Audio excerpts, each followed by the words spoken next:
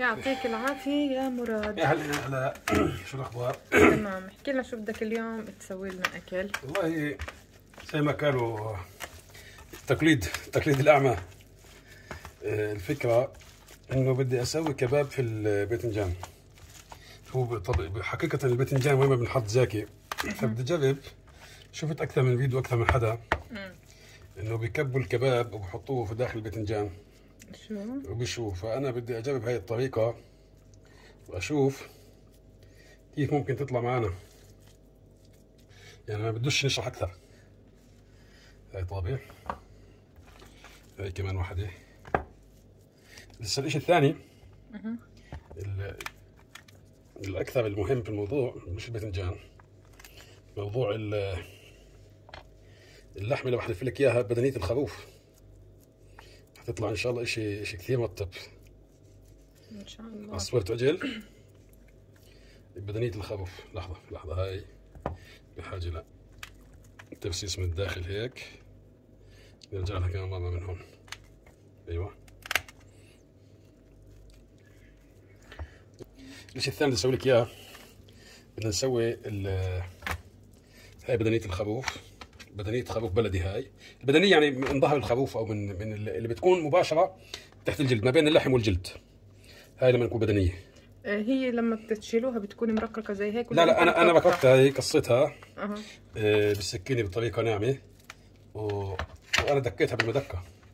اللي بتعملها زي هيك. نعم، رقيقة تكون كأنها بالضبط. منديل ايوه. هاي بنلفها هيك بالشكل هذا. واللحمة هاي ايش هي؟ هاي عصفورة عجل. عصفورة عجل. هاي عصفورة عجل، يعني العجل بيكون فيه قطعة عصفورة لا تتجاوز وزنها 700 جرام، قطعة واحدة. هاي بتكون من الحوض تبع العجل. طب اللحمة مش لازم مثلا ملحناها في الأول وحطينا لها رشة فلفل أسود؟ اللحم بعد الشوي بتملح، لأنه إذا حط عليه ملح بصير شو اسمه بكسه. الملح بيطلع عصارة اللحمة. عشان هيك ما بدنا نملحها إلا بعد ما إيش؟ بعد ما نشويها عشان تستوي براحتها. هاي هيك. شوفي لما في عندنا زي هنا شو بنسوي؟ تركحها. ايوه. زي ما كان المثل. المثل شو بقول مثل الشعبي؟ من دبرت ما جاءت ومن ركعت ما عريت. من ركعت ما عريت. فاحنا عملنا لها ايش؟ قضية الترقيع. هاي هيك صارت ايش؟ جاهزة. شايف ولا كانها باكي ايش؟ تمام. فرجينا بس حلقة كيف بيكون شكلها. كان ايش؟ حلوة شكلها كثير مرتب.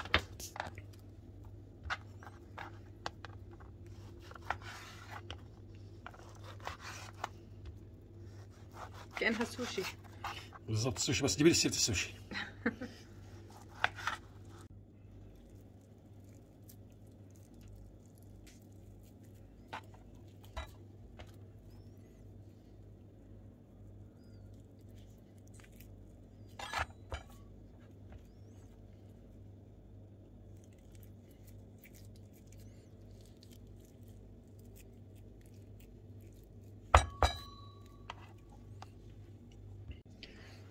نزول عند ورقتك على شوية فلفل أسود قبل الشوي هيك. وعندنا هون انت هون مراد بعد ما كنت عاملهن باذنجانتين فوق بعض فصلتن يمكن واحدة. شفت انه هيك انسب. نعم. هاي الباذنجاني بس وين افضل هيك. شوفي. هيك تمام. وهنا ايش عندنا هذول جنحان دجاج. جبت متبلات جاهزات.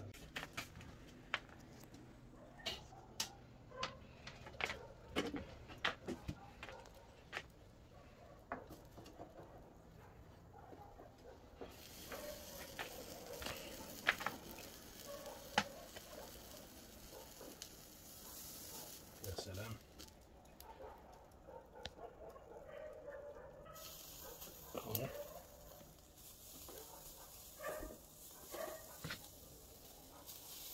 طبعا هذا الموضوع مع الشبك بسهل عملية القلب علينا. خلي هذا معاهن.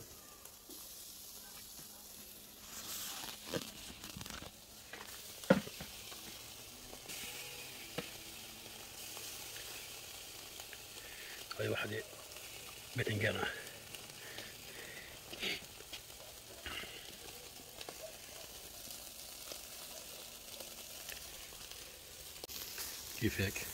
بيرفكت. شوفي هون شو بفهم ها؟ سلمي ليك، هاي طريقة حلوة بصراحة. خلينا نجرب الأكل بس. نجرب طعمه.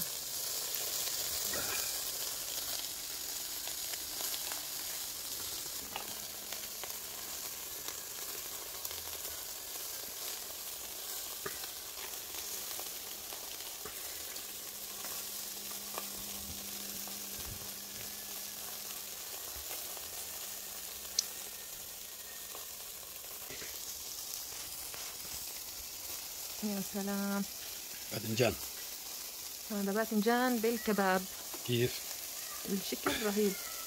الطعم أزكى.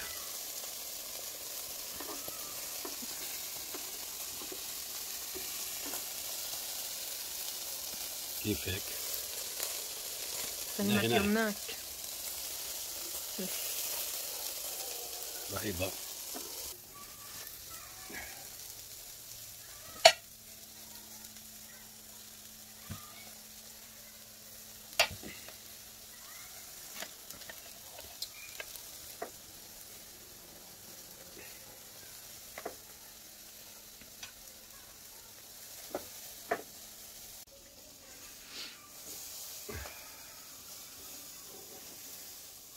بصراحة أنا متشوقة يا مراد. جايلك باذنجان مش طبيعية. أذوق هذا الباذنجان المحمر اللي بالكباب. هذا شكله إشي عن جد واو.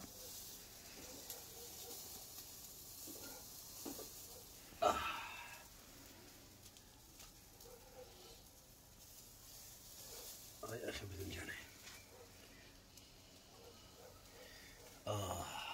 كيف؟ يلا هات نتذوق. حط لك هذول هيك عليه. الله. يا رحمه. ناهي ناهي. شوفي كيف.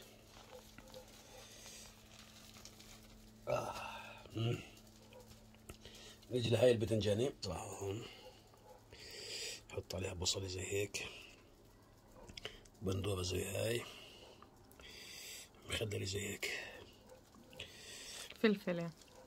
نعبسها بهاي الطريقة. يا سلام، سخن بغلى. انت كلك.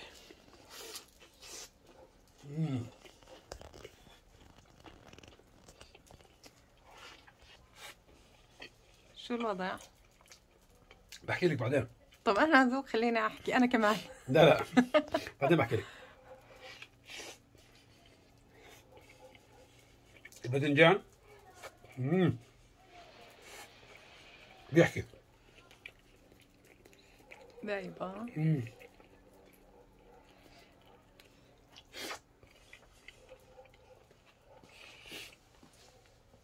سيبك من التصوير، تعالي كلي تعالي.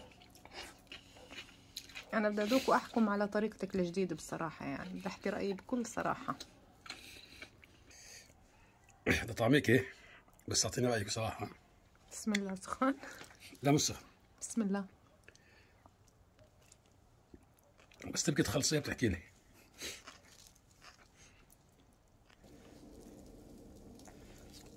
مراد، هاي وصفة الكباب بالباذنجان. زاكي ها؟ مش خلينا طبيعية. نجرب هاي شو وضعها. خرافية خرافية. عن جد بنصحكم تجربوها. وهي وهي كمان جربوها. عن جد خرافي بتتاكل. زي هيك.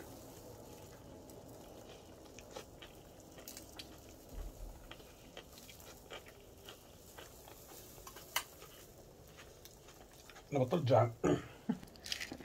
طلع وايد له نفسي ياخذ اللقمة من جوا تمك. نعم. هذا وايت بسنا يا جماعة.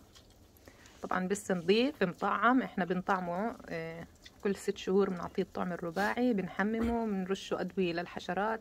يلا. يعني لا تخافوا، معتنى فيه كما يجب. توتي مرحبا.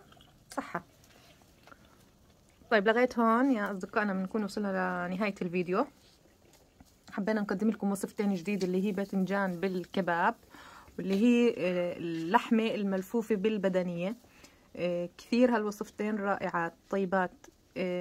ما تقولوا نسبة دهون عالية، لأنه إذا بتاكلوها مثلا الدهون لو كانت في الأسبوع مرة مش رح تكون ضارة. هاي لما تكون كل يوم، الدهون كلها كل يوم. لا الدهون لما تكون كل يوم طريقة مبالغ فيها هون بتصير ضرر. يعني أي إشي بزيد عن حده هو بتحول لإشي ضار. أنا عادتي كلها كل يوم تدوش على لا، على عادتك الشخصي. ولغاية هون اسمحوا لنا نودعكم، وانتظرونا دائما بكل ما هو جديد، وإلى اللقاء.